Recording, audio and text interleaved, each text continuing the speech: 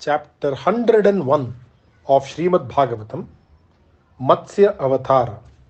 Om Namo Bhagavate Vasudevaya. Parikshit then asked Shuka to relate to him in detail the Matsya Avatara of the Lord. Shuka said, whenever there is harm threatening the cows, the Brahmins, the Devas or the good men, when there is a fear of destruction for Dharma or the Vedas or the world itself, the Lord then descends to the earth to protect them. At the end of the previous Kalpa, Brahma went to sleep and the world became submerged under the waters. When Brahma was sleeping, an Asura by name Hayagriva stole the Vedas from him. The Asura then disappeared under the waters with the Vedas.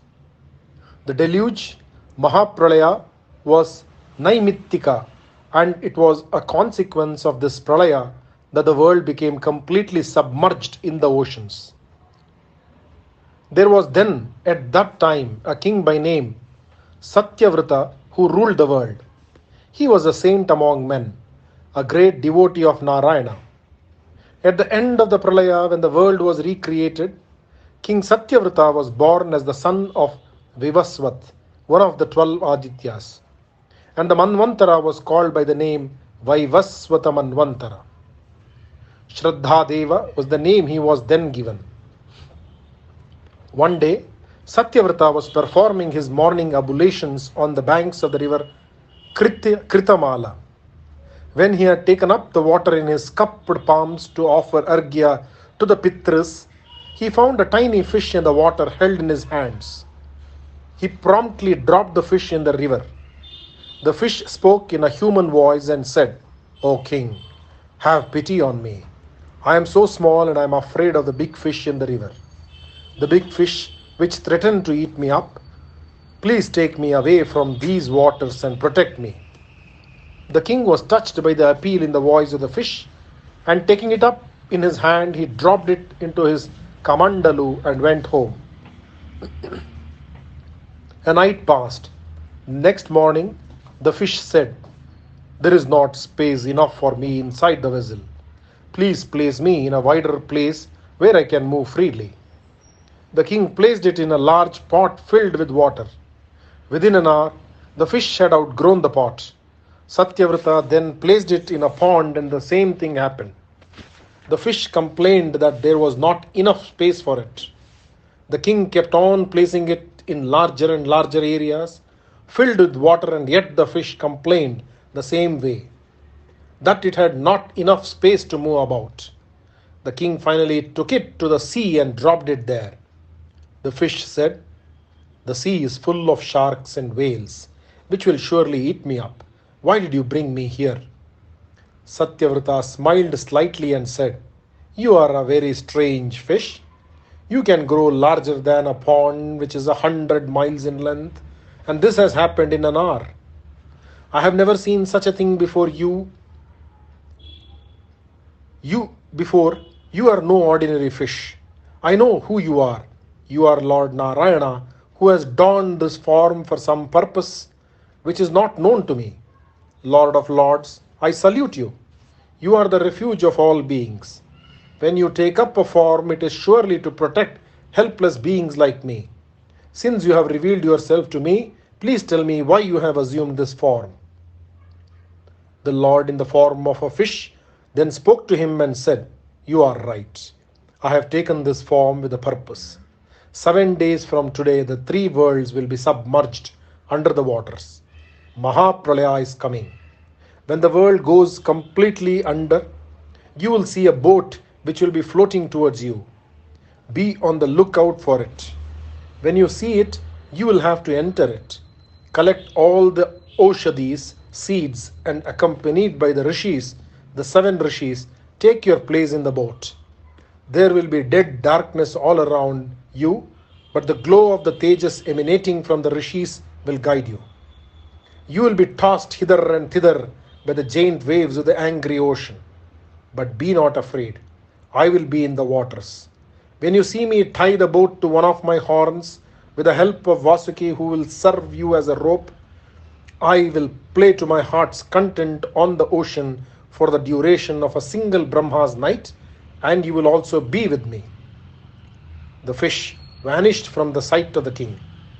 Satyavrata spread kusha grass on the ground and spent the next few days sitting on it and meditating incessantly on the Lord. On the seventh day he saw dark clouds enveloping the heavens, and the rains came. The earth was fast disappearing, and at a distance he saw the promised boat coming fast towards him. As he had been instructed, he entered the boat with the Oshadis and seeds of all the many plants. The 7 rishis were with him. They were repeating the names of the Lord, and they said, "Be not afraid, O king. The Lord's name will tide us over this perilous journey." They were all singing the praises of the Lord when they could discern the form of an immense fish, golden in color. It came near. As he had been instructed, Satyavrata tied the boat to the horn of the fish. The boat was tossed about by the waves, and yet they were not afraid, since the Lord had taken them under his wing. The king saluted the Lord and said, "My Lord, it is with your grace that human beings who are tossed about in the world of ignorance attain salvation. You guide them into light out of darkness, and it is up to you to teach us the Atma Vidya, the knowledge which will make us realize ourselves as one with you. Please teach me the secret of it. Teach me how to unravel the knots of Ahankara and Mamakara, which blind man into thinking that the Maya which envelops him is true. Help us to break this wheel asunder and see ourselves as we are one with you." In his infinite kindness, the Lord took it upon himself to teach Brahma Vidya to Satyavrata. He taught him about Jnana Bhakti and Karma Yogas. During the play of the Lord in the waters, Narayana, in the form of a fish, fought with the Asura Hayagriva and restored the Vedas to Brahma at the end of the Pralaya. Satyavrata was born as Shraddhadeva, the son of the sun, Vivasvat, and became the Manu for the Manvantara, which is Vaivasvata Manvantara. Om Namo Bhagavate Vasudevaya. Shri Krishnarpanamastu. Chapter 102. Markandeya, the Bhargava. Om Namo Bhagavate Vasudevaya. When Ugrasrava was recounting the Bhagavata as related by Shuka to Parikshit, Shaunaka had a sudden desire to know about Markandeya, and so he interrupted the narrator and said, "My lord, a doubt has assailed me.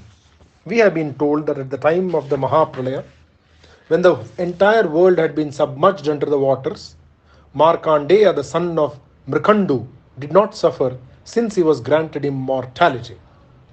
I am intrigued as to how it was possible. As far as I know, this Markandeya has been born in our clan, the clan of the Bhargavas. We have known him ever since he was born, and we have not witnessed any deluge so far. How then is it possible for this story to have a basis that Markandeya was unhurt during the Pralaya? We have also heard that on the waters of the ocean he saw the Lord in the form of a child lying on the Ashwatha leaf, with his lotus hands holding the great toe of his lotus foot to his lips. With a smile of contentment lighting his face, please elucidate this seeming puzzle to us, my lord." Ugrasrava, the Sutta, said, "Your question is proper and quite reasonable.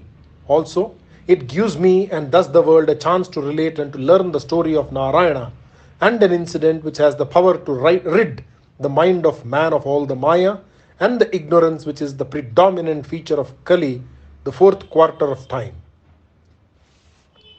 Markandeya, the son of Mrikandu, was initiated into the Gayatri by his father, by the sacred thread being placed on his shoulder. The young boy was intent on mastering the Vedas and the Vedangas. He studied them incessantly, and he had perfected tapas, swadhyayana. He was Naishtika Brahmachari. He was dressed in the bark of the tree. His hair was matted, and his face had a look of peace which great yogis might well envy. The kamandalu grazed his hand. Maunji and the skin of the deer were adorning him and enhancing his glow. The Japamala was ever in his hand, and his lips were ever chanting the names of the Lord. Morning and evening he would go out silently with the begging bowl and bring it back to his Guru. If he was given something by the Guru, he would eat or else he would starve. So devoted was he to his ways of worship that his accumulated tapas granted him conquest over death. It was a source of wonder to everyone. Brahma, Bhrigu, Mahadeva, Daksha, and other sons of Brahma, the Devas and the Pitras. This great yogi had no disturbances in his mind. It was calm and serene, like a lake, and only the thoughts of Narayana found a place in his mind. Indra doubted the steadfastness of his tapas. He wanted to disturb the tapas of Markandeya. He sent his troop to play havoc in the mind of the yogi. Gandharvas were there to sing and the Apsaras to dance. Manmata, the god of love, was leading them all, and his companions were Vasanta, the spring, and Malaya, the soft breeze, which is said to kindle love. On the northern side of the Himavat, on the banks of the river Pushpa Bhadra, is a rock by name Chitra. There Markandeya had built his ashrama. It was a holy spot. The lakes near the ashrama were fringed with plants and creepers bearing flowers fit for the worship of the Lord. There was peace and nothing but peace pervading the surroundings of the ashrama. Into that spot entered Vayu, and armed with Kama, he sprinkled the waters of the waterfalls around. The bees began to sing drunkenly, and even the koils sang impassioned songs of love. The peacocks danced in a frenzy, and the birds felt the intoxication in the air. Vasanta then entered the spot and concealed himself behind the green leaves and boughs of the trees, and behind the flowers which sent forth a maddening perfume. Manmata, accompanied by his musicians and dancers, came there and planned his attack. Markandeya was seated in a yogic trance. He had finished the worship of the fire, and his eyes were closed. It looked like fire had taken a form and was seated there. The celestial maidens danced in his presence. Manmata took up his bow made of sugar cane and fixed his 5-headed arrow to it. Punjikastali, one of the favorite apsaras of Indra, had come there to tempt the rishi. He opened his eyes, and Manmata sent his arrows, thinking that the movement was ideal. But then, like the attempts of man become futile if they have not been granted the grace of the Lord, even so, all the attempts of Manmata and the others proved in vain. They felt the fire of his tapas, and they ran away from there in terror, like children who had unwittingly roused a sleeping cobra. He did not, however, curse them and lose his poise. It was indeed a great trait in him. Indra saw Manmata and the others returning to him, and their crestfallen look told him everything, and he was amazed that such a thing could happen. To Markandeya, who was rich in tapas, Swadhyaya and Samyama, came the Lord Narayana in the form of Nara and Narayana. One was dark and the other was fair. Their eyes were like the petals of a newly blown lotus. Each had 4 arms. They were dressed in deer skin and tree bark. Pavitra made of kusa was found on their fingers, and the sacred white thread gleamed on their chests. Kamandalus were in their hands, Japamalas and the Brahmadandas. Markandeya thought that the tapas of all his ancestors of all times had taken forms and appeared before him. He stood up with great excitement and fell at their feet. He could not see them because tears blinded his eyes. He then folded his palms together and with faltering words welcomed them. He gave them argya, padya, and made them take their seats. He worshipped them with flowers and incense. He composed himself and spoke words praising them. He said, Lord, you pervade the universe. You are Brahma, Mahadeva, and you are the Atman inside me. You are the Lord of the power of speech, of the mind, and of the senses. You make men dance to the call of the senses, and at the same time you are the one to save man from this puppet show. These twin forms of yours has been assumed by you for the good of the world. Like a spider weaves his web with fiber from inside himself and later unwinds it and swallows it all, you create the universe and you are the one who withdraws it into yourself. For one who has found refuge at your lotus feet, there is no fear of karma clinging to him, nor will the gunas or time itself have any effect on him.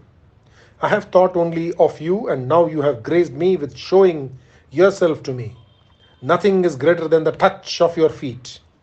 Once man is granted the sight of you, how can he be still devoted to this human body which is perishable, which is untrue, which serves no purpose, which hides the truth about the Atman from the mind of man? The creation, the persevering, and the destruction of this entire universe is but your Maya, embellished as it is by the three gunas and the ignorance of man. I salute you, the Purusha, the omniscient, the eternal. You pervade the entire universe, my Lord, and there is nothing which can confine you. You are the Lord of everything, and I salute you. May man who is deluded by the subtle sway of the Indriyas loses the power of thinking. He does not realize your presence in the same Indriyas, in his life breath, in his heart. Caught in the web of Maya, which is your doing, he flounders in the sea of ignorance. It has been said that even the great Brahma, the creator, was for a time lost in this same avidya until you taught him the Vedas and made him realize the truth. I salute you, Lord of Lords. Narayana listened to his worship with smiling eyes.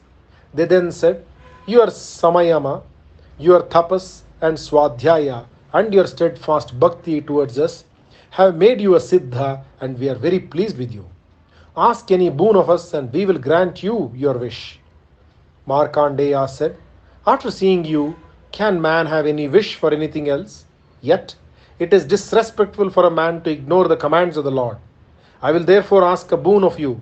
Please, let me know the Maya which causes this ignorance in the mind of man. So be it. The Maya of the Lord will be revealed to you, said the smiling rishis, and went away to their dwelling place, the ashrama by name Bhadarika. Om Namo Bhagavate Vasudevaya. Shri Krishna Arpanamastu. Chapter 103. The vision seen by Markandeya. Om Namo Bhagavate Vasudevaya. On the banks of the river Pushpabhadra, in the ashrama built for himself on the rock Chitra, Markandeya spent his time in prayer, in meditation, and in remembering the glorious day when the Lord had appeared before him in the form of Nara and Narayana. He saw the Lord and only the Lord in everything, and sometimes so absorbed would he be in the thoughts of him that he would forget even the daily worship and the daily rituals he would normally go through.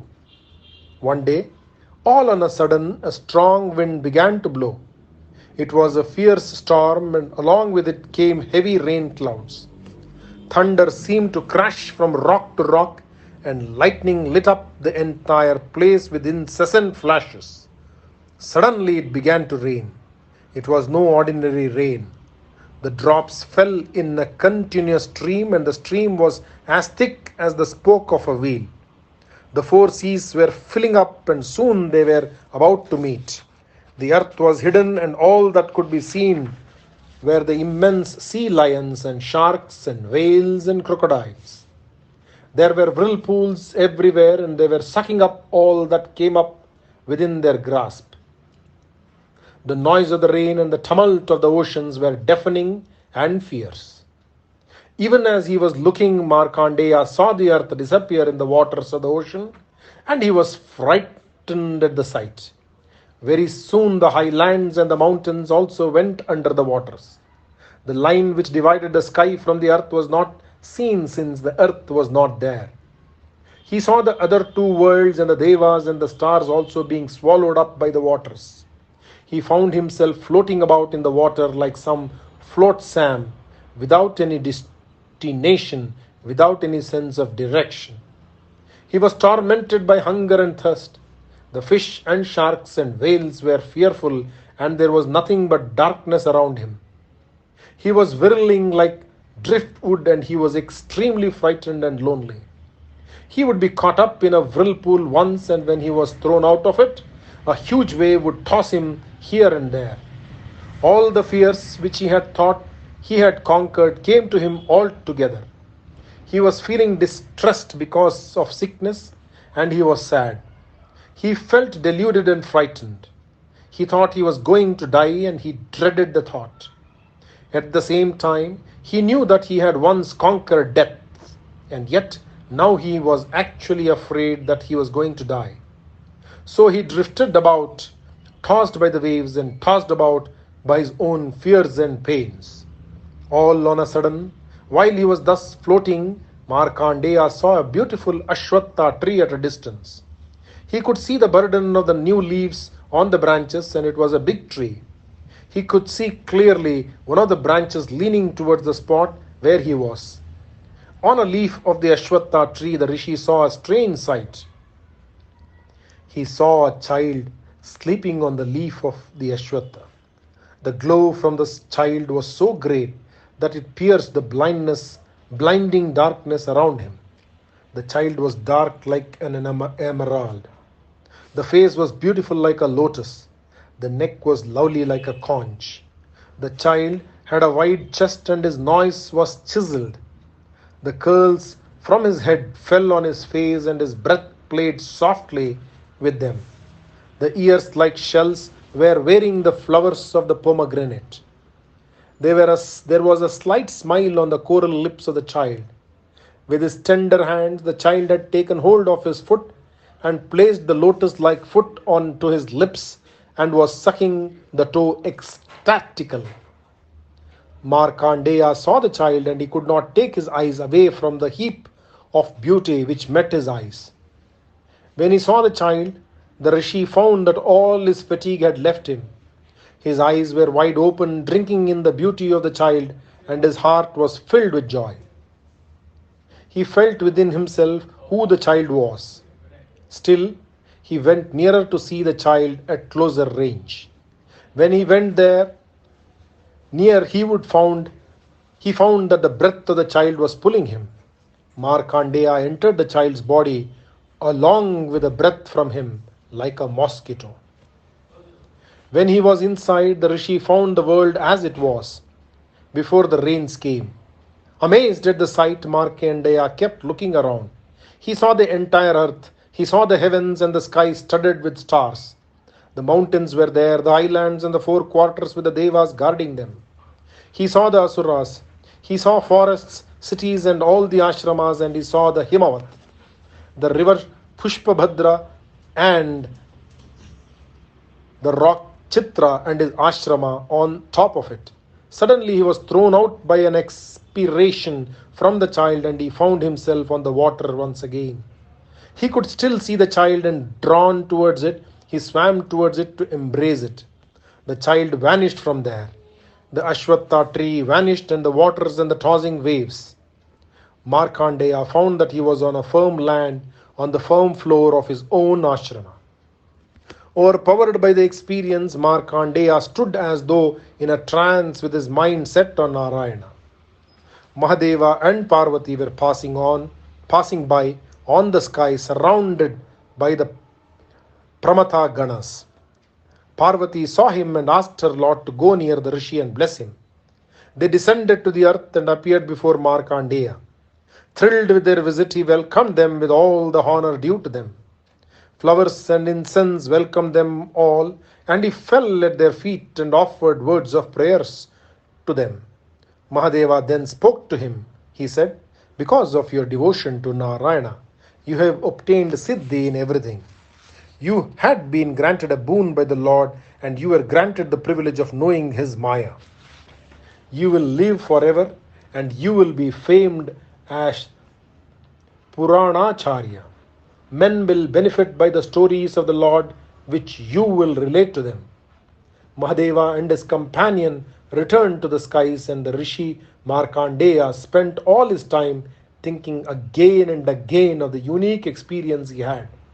The great deluge and the beautiful child lying on the Ashwatha leaf. Om Namo Bhagavate Vasudevaya. Shri Krishnarpanamast. Chapter 104 of Shrimadbhagavatam, Sukanya. Om Namo Bhagavate Vasudevaya. At the end of the Pralaya, only the Lord was and nothing else. Out of the navel of the Lord appeared a lotus, and out of that lotus appeared Brahma. Marichi was born out of the mind of Brahma. Marichi's wife was Dakshayani, and their son was Kashyapa. Kashyapa's wife was Aditi, and their son was Surya. Surya's son was Shraddha Deva, who had been Satyavrata during the previous Kalpa. Ikshvaku was the son of Shraddha Deva, who, being the son of Vivasvat and also being Manu, is famed as Vaivasvata Manu. The line of Vaivasvata was called the Shurya Vamsha and later Ikshvaku Vamsha, since Ikshvaku was a great and famous king. One of the sons of Manu was Sharyati. He was a very righteous man, and he had a daughter by name Sukanya. She was beautiful with eyes like lotus flowers. Though she had grown into a maiden, her father thought of her as still a child, and he was extremely fond of her. She in turn was a child at heart, and she was the beloved of all those at the court. Once, when the king had gone to the forest with his retinue, this daughter accompanied him. They came to the ashrama of Chayavana, a great rishi. Chayavana was absorbed in meditation, and such a long time had passed since he had begun his tapas that the earth had covered him like a shell, and he could not be seen. Sukanya, the young princess, was wandering about, and she was intrigued by the mud heap. She went near, and through an opening in the shell, she could see two little points of light gleaming like a couple of glowworms. In her own childish way, she took up a piece of dharba grass and, pushing it inside, touched the points of the light.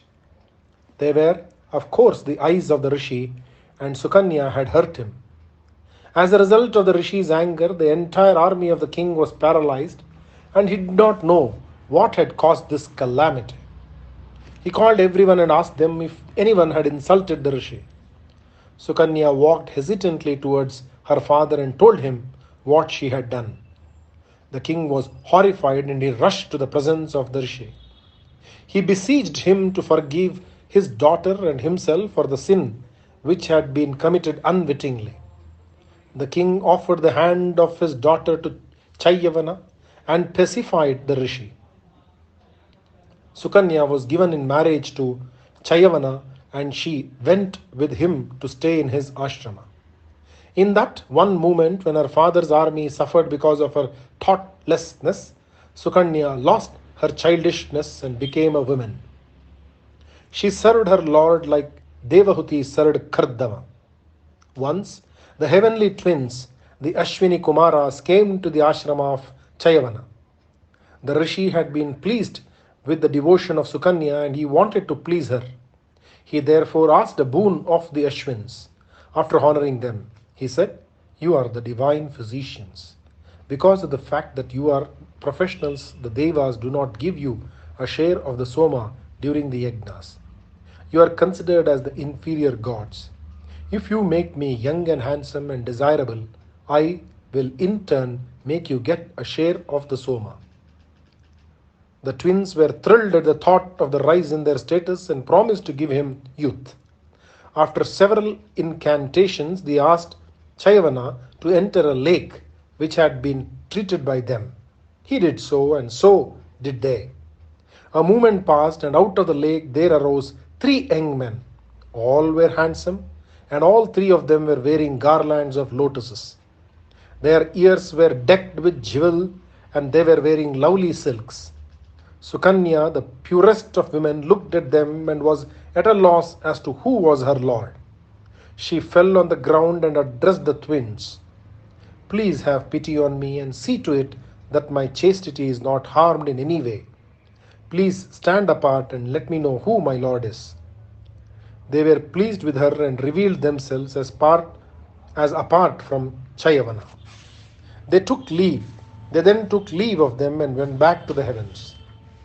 In the meantime, Sharyati, Sukanya's father, wanted to perform a yajna, and he came to Chayavana's ashrama to consult him about it. When he entered the ashrama, he found his daughter with a young man who was as handsome as God. The king was horrified at the sight. Sukanya rushed to him with a glad cry and fell at his feet. The father, however, would not bless her and turned his face away. She did not know what had displeased him. There was an angry look on her father's face, and very naively she asked, "Father, why are you looking so angry? Why do you look as though you are displeased with me? I am seeing you after so many days, and I am hurt that you are not pleased to see me.